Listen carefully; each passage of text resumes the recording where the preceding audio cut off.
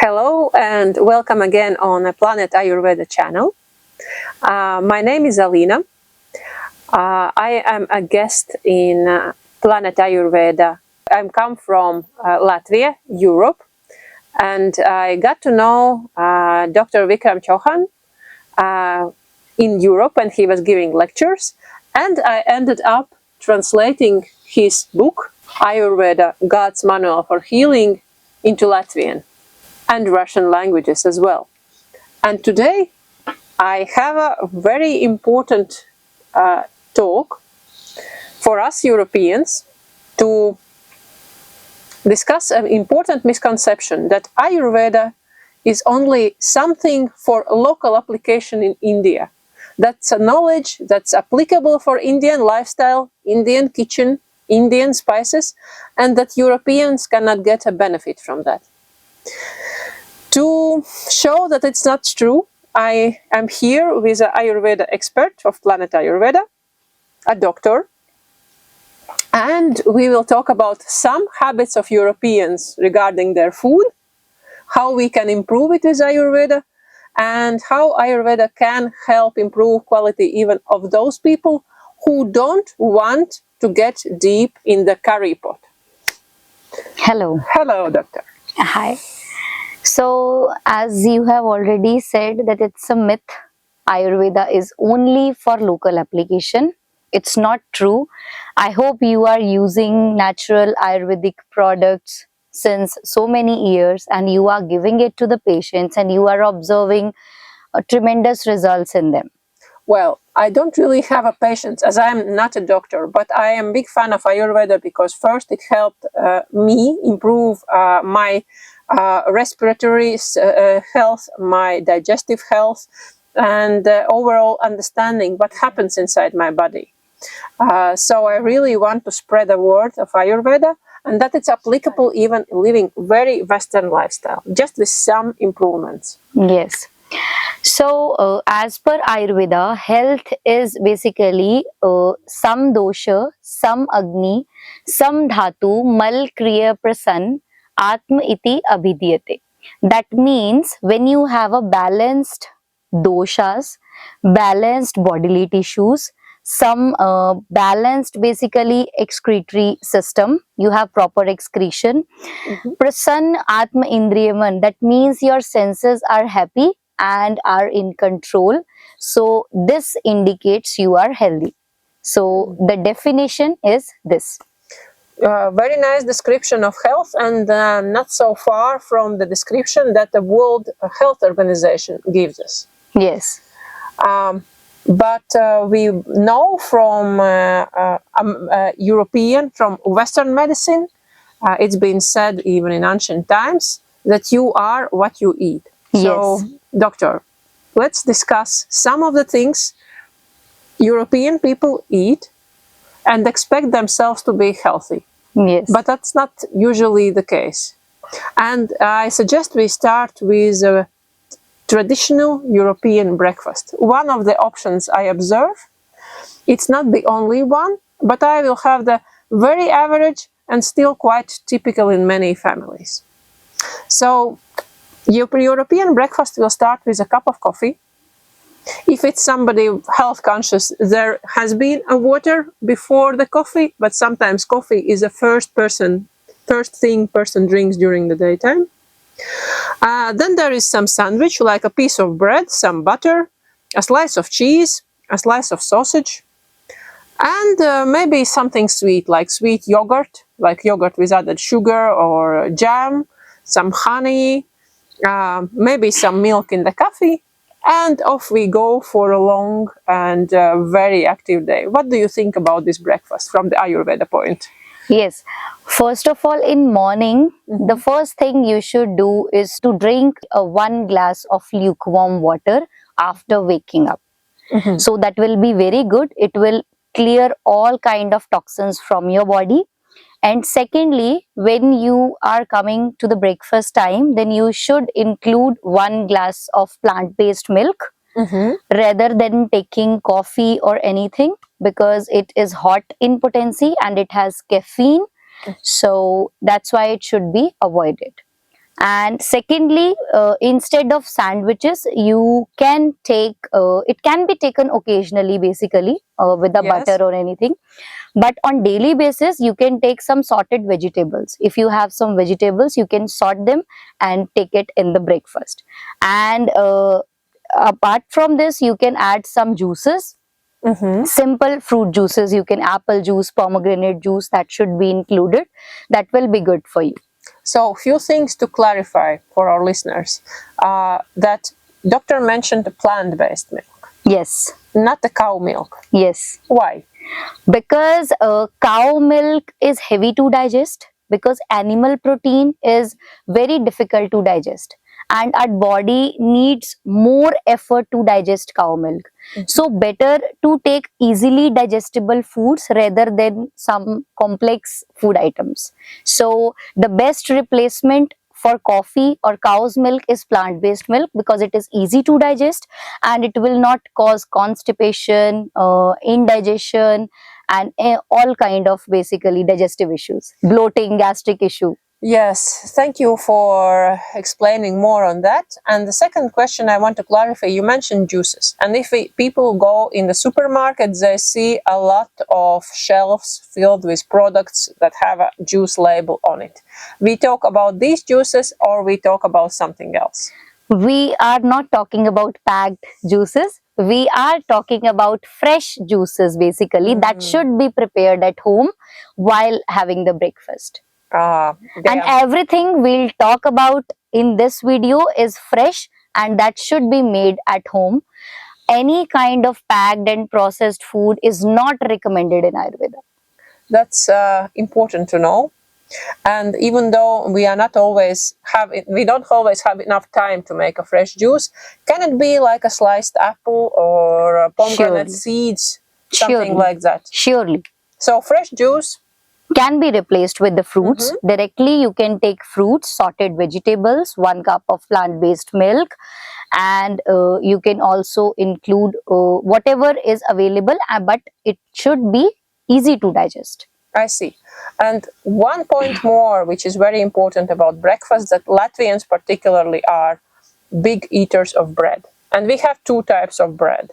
We have not just by grain. We have a white bread, we have a dark bread, which is a wheat and rye bread.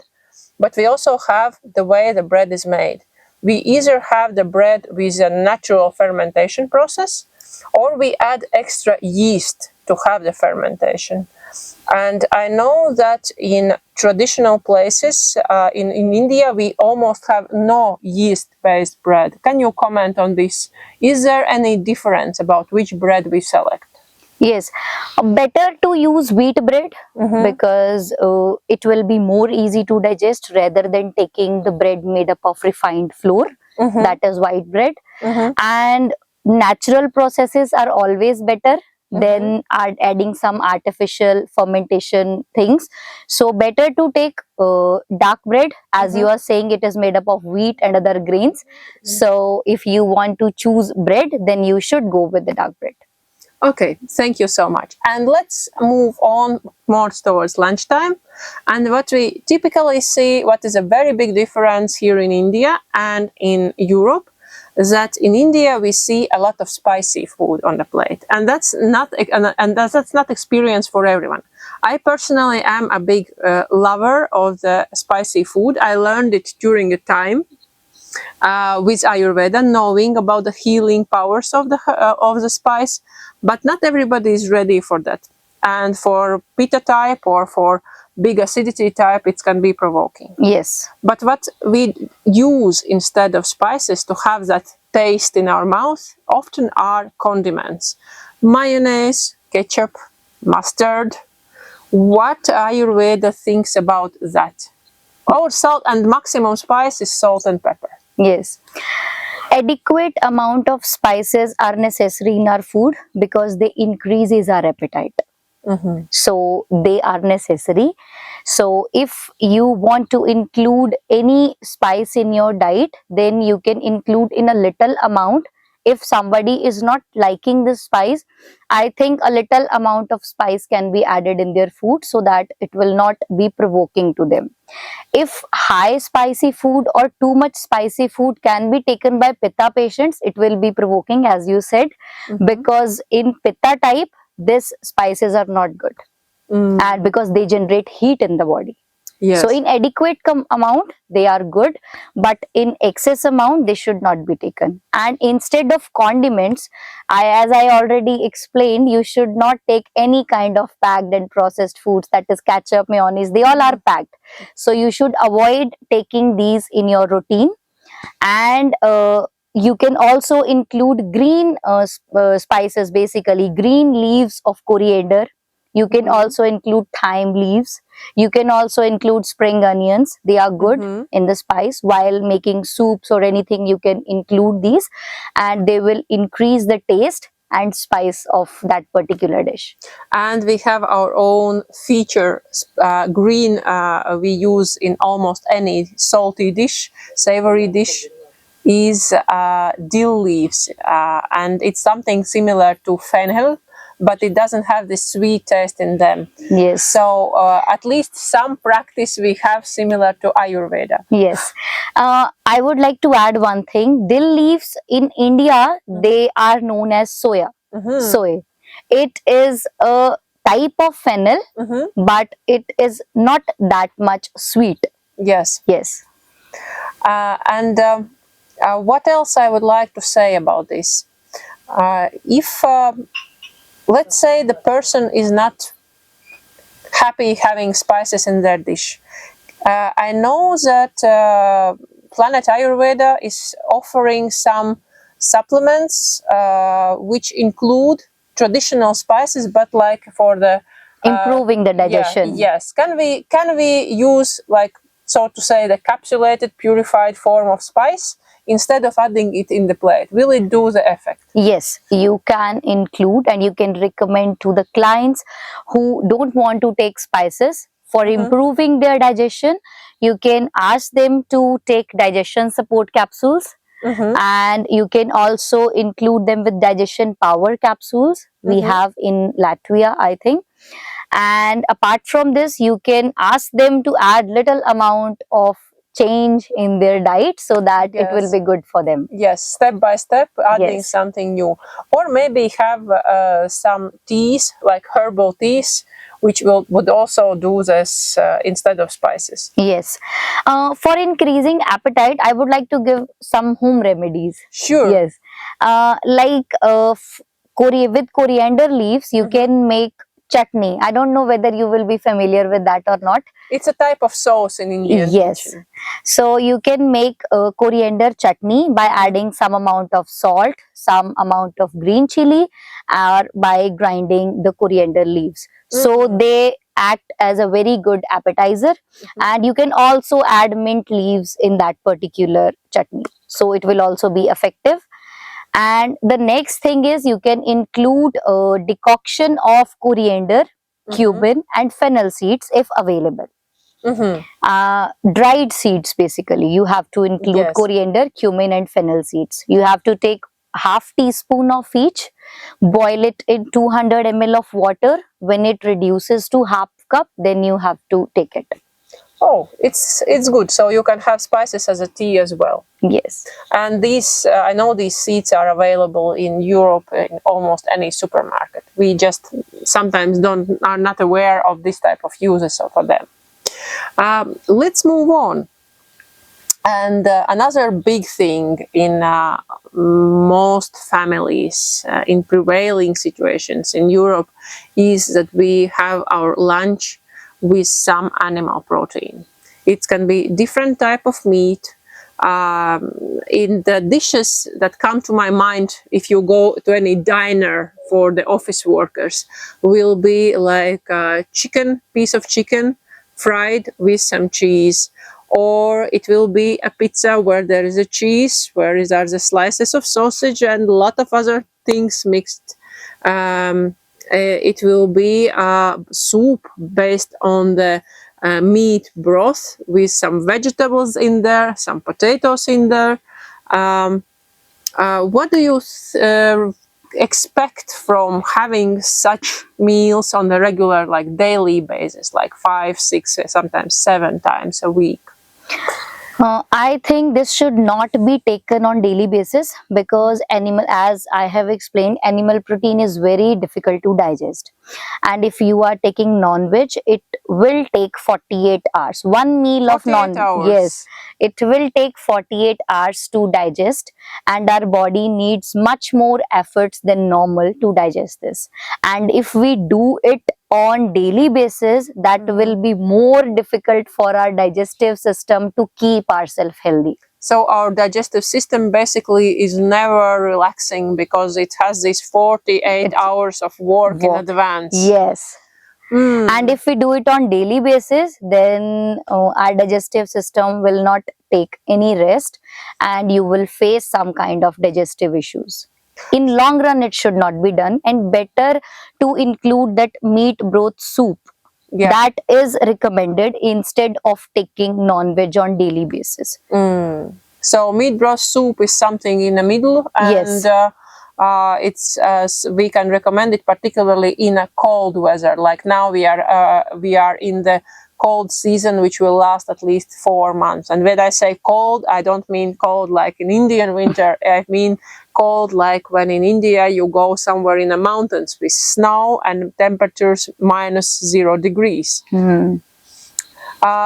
Let's move on, and then there is a summer habit, a food habit, which is quite, I think, we love it very much, which is called the barbecuing.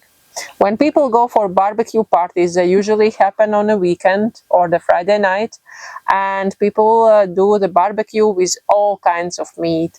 At the same time, there is, let's say, a pork, a chicken, a fish, some shrimp, as you know, as an appetizer, then some cheese, and then people drink some wine or some beer.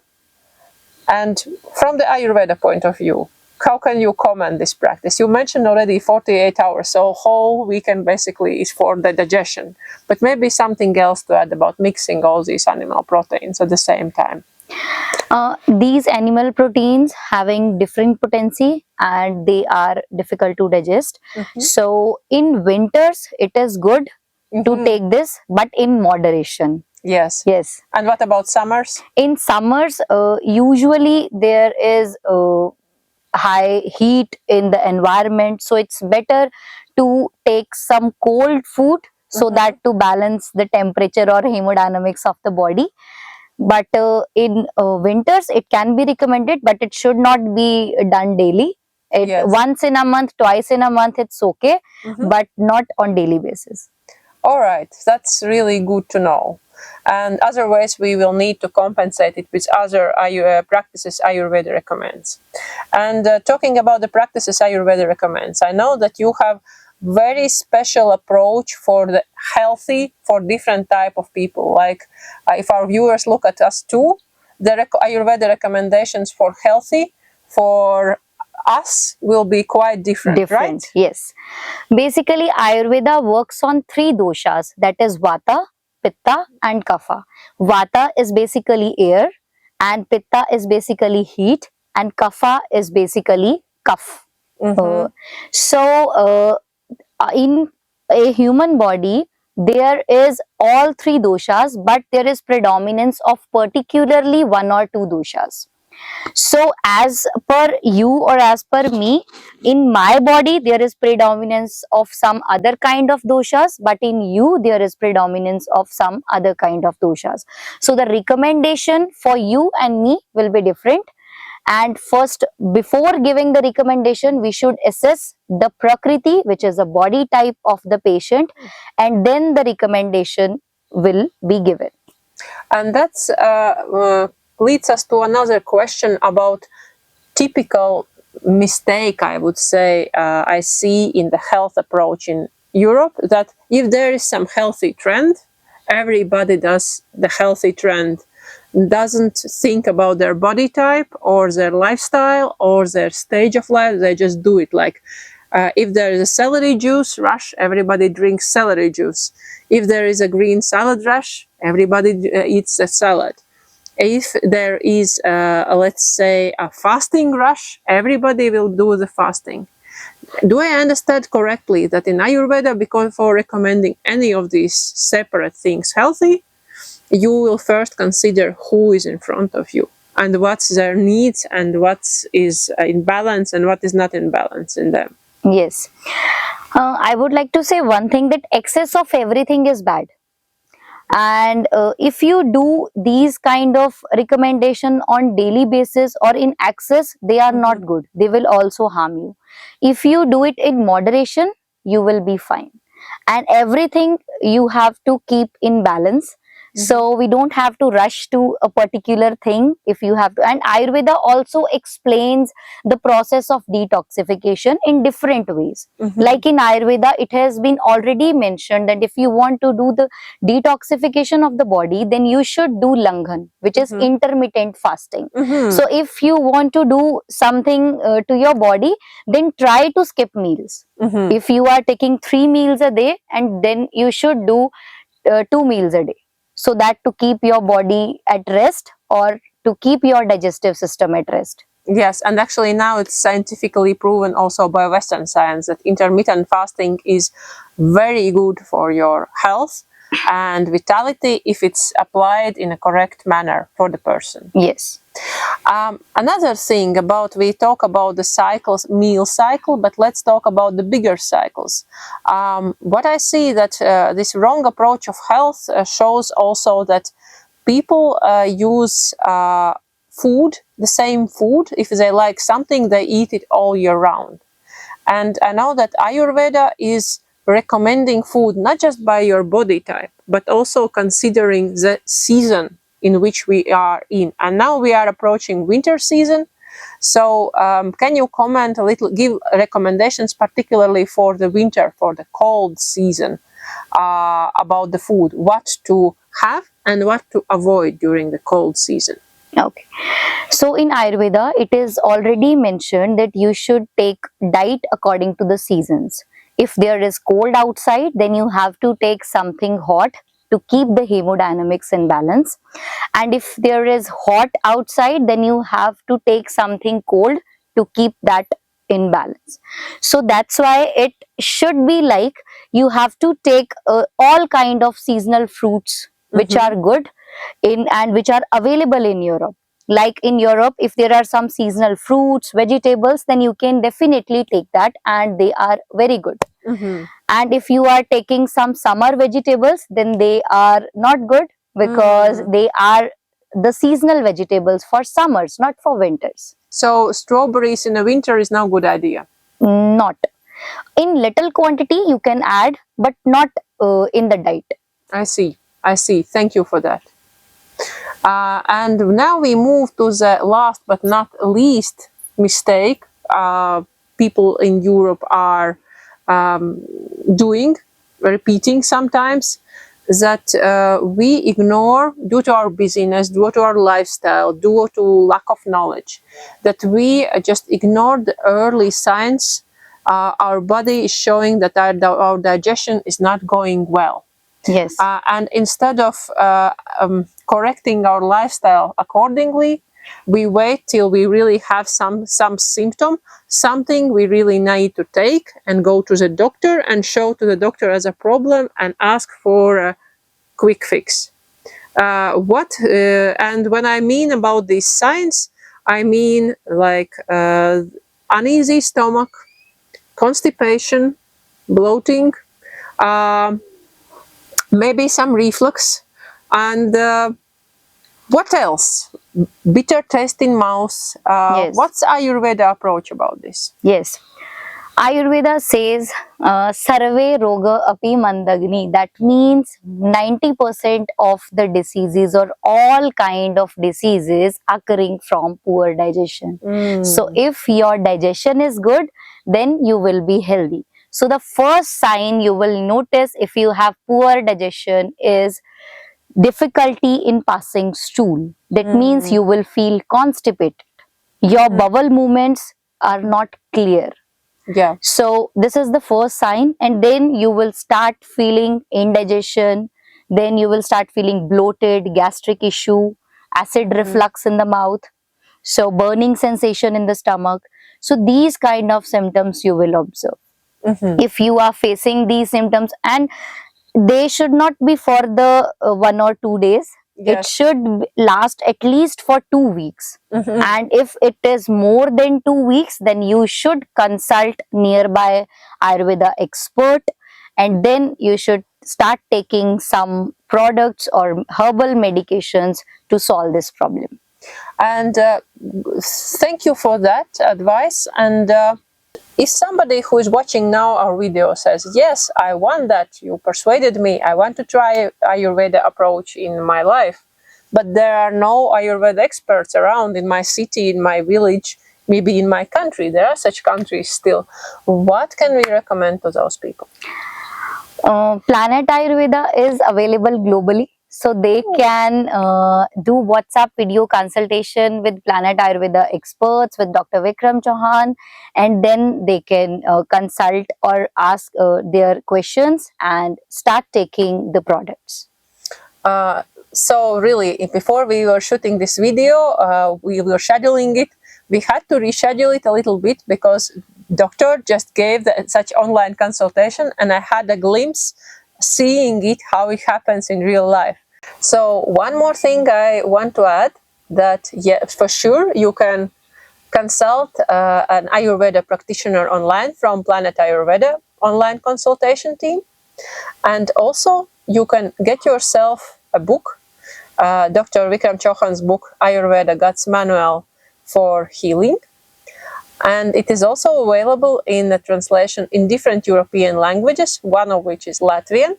And soon we expect it to be released also in Russian language. And you get the basic concepts and understanding from the book, and then approach an expert with more in detail questions. And we thank our viewers for being with us on this video today. Keep connected with Planet Ayurveda YouTube channel, and we come up with more valuable content for your health and overall well-being. Getting the benefits of natural Ayurvedic treatment is so easy now. No worries about traveling and lodging expenses. No need to delay your traveling plan to India or any other country for doctor's appointment due to other work commitments. No stress of embassy and other legal permissions. Save your time and money. Avail online good, effective Ayurvedic consultation from top Ayurveda experts at www.planetayurveda.com. Your best friend for a healthier, happier and wealthier life. Experienced team of Ayurveda doctors with effective skills to help you follow Ayurvedic principles of healthy living. Private, personalized and online mode of consultation in the comfort of your home. Exclusive Ayurvedic clinics, centers, branches and outlets worldwide. Worldwide home delivery of pure natural herbal supplements available. Book video consultation now with MD Ayurveda experts. Call or drop a WhatsApp message on any of the helpline numbers on your screens. Fatty liver, liver cirrhosis, ulcerative colitis, ITP, chronic kidney, skin, lung diseases, neck, back, knee pains, arthritis, psoriasis, migraine, gynae problems, diabetes, belly fat, scleroderma, various types of cancers or any problem. Only one solution, www.planetayurveda.com. Not just this, adopt and follow natural Ayurveda and spread it with people around you for a healthier and disease-free planet. For franchisee, visit now www.planetayurveda.com.